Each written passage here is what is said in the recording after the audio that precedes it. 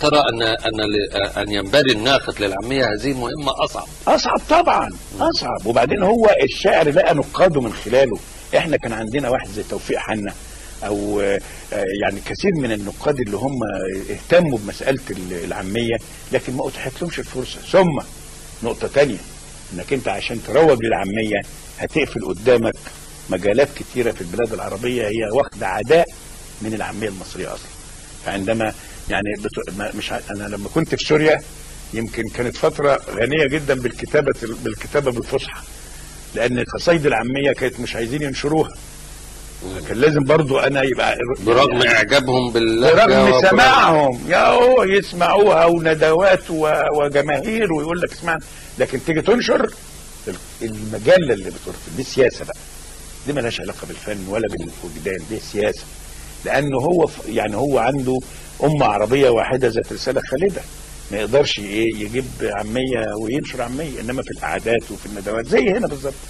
اما الناقد فهو مشكلته انه عشان ينقد العاميه لازم يدرس ابداع الشعب المصري عبر العصور بشكل جيد، ويستخرج جمالياته الخاصه، ويستخرج جماليات اللهجه دي بالذات، والتعبيرات بتاعتها عايزه تعب، عايزه يقعد على، ما حدش فاضل الحكايه دي. كيف ألم يقرر كرسي للأدب الشعبي في الجامعات؟ الأدب الشعبي وليس للإبداع الشعبي بشكل عام، ومنه العامية ممنوعة من بيراميد التونسي اتعملت عنه رسالة بعد على اعتبار إنه أدب شعبي، وده طبعا دي فيه مغالطة.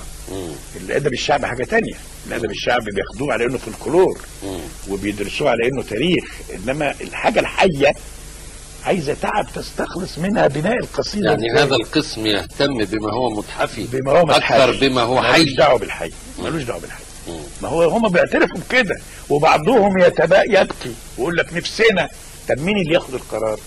ما انتوا يا بتوع اللغه العربيه اللي تاخدوا القرار. وكلهم معجبين بشعر العاميه واسميهم لك واحد واحد. ما انا بقول لك فهي المساله فيه نوع من النفاق الثقافي. ايوه، لبعض القوى الثقافيه الخارجيه اللي عايزه تسود ثقافيا في المنطقه، واللي بتدعي انها تحمي التراث الاسلامي وان العاميه وبعدين هم اتهموا العاميه كأن الانجليز اللي صنعوها وهم اللي دسوا الكلام ده. كل ده كلام مردود عليه ولم يعد يساوي الورق اللي بيتكتب عليه، لان العاميه لغه حيه عايشه، انا بفكر فيها، فلما بكتب بيها بيبقى اقرب الى نفسي والى روحي، وانت لما بتسمعها زي ما بتفكر فيها، فبتوصل لك على طول من القلب للقلب، لكن ما بتحتاجش الترجمه في الوسط. يعني عندما تكتب بالفصحى انت تترجم افكارك الى الفصحى. اتحدى اذا كان اكثرهم ادمان يعني تعصبا للفصحى يفكر بالفصحى. مش حد يفكر بالفصحى. يقول لنا اللي اذا كان ده يعني اكتشاف هو اكتشف يقول لنا عشان يدحض هذه الفريه اللي احنا بنقول عليها. انا رايي ان دي حاجات خاصه بره الفن، بالسياسه، بالثقافه السلفيه او بالثقافه الجامده اللي عايزه تفكر يعني. اما انا اعتقد، وانت تقرا برضو، اقرا عبد الله النديم في الاستاذ وفي الكتابات وغيره، هتلاقي اللغه بتتطور، حتى العاميه نفسها طبيعي، والفصحى مفيش حاجه جامده ولا ساكنه، ولا احنا عارفين. بعد فتره الناس بتقول لك مثلا العاميه لها قواعد وعايزين نقعدها، ما انا ضد ده. ويمكن في مجله ابن عروس رفضت هذا. ليه؟ لان انت يوم ما هتقعدها برضه هتخرج عليها، هتلاقي نفسك بتخرج عليها على هذه القواعد عشان تعمل شيء اكثر تحررا واكثر. بمناسبه الاباء عبد الله النديم وبيرم، نريد ان نستمع الى زجليات سمير عبد الباقي، واحده من زجليات سمير عبد الباقي. انا اقول لك حاجه من نهايات المشيب، لانها ممكن تبقى هي اللي اقرب الى الزجل، اللي هي رباعيه وربع. والرباعيه طبعا في بعض الناس لما كتبت كتاب رباعيات سمير عبد الباقي قالوا ان بعد صلاح جاهين ما فيش رباعيات، وطبعا هذا تعصب. فانا قلت طيب خلاص يا سيدي هنعمل رباعيه وربع.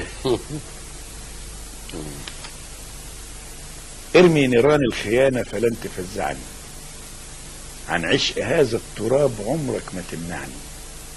جميع سجون العرب يعرفني سجنها، وجميع بنوك العرب عجزت تبيعني. انا كل ما يمزعوني إزيز تجمعني. جميل. ليلاتي ألقى المجرة في حضن ليلاتي، تطوف بكل الشطوط الحرة جناحاتي. أهاتي همس المدار في صمت زمزمتي، آهاتي همس المدار في صمت زمزمتي، خلت حجارة الحيطان تشهق بغنواتي. عز الشتاء شعر بيخلق ربيع آتي. عالصبح صحاني صوت طائر رخيم ونبيل، أنشد عليا نغم تام المقام وجميل. طمعت فزيت أشوفه وافتح الشباك، خرس الغنى وفل طيري وفات فؤادي قتيل. طمع الوصال عادة ما بيخرس المواويل. الله الله. اخضع لأمر الهوى يا قلبي واعشقها، تلك الجميلة اللي رب الحسن وفقها. مكتوب هتفضل يتيم القلب ومتيم، موهوب لساعة وصال عمرك ما تلحقها، إلا في برقة خيال انت اللي تخلقها. اعتب عليك يا غصين البان تلاوعني، اعتب عليك يا غصين البان تلاوعني، وانا عشت عمرين امل في يوم تطاوعني. قصص الغرام كان زمان خيالة وغواني، دلوقتي كل امل اذا جعت شبعني. مزعني عشقي ازيس يا ريت تجمعني. الله الله. جميل.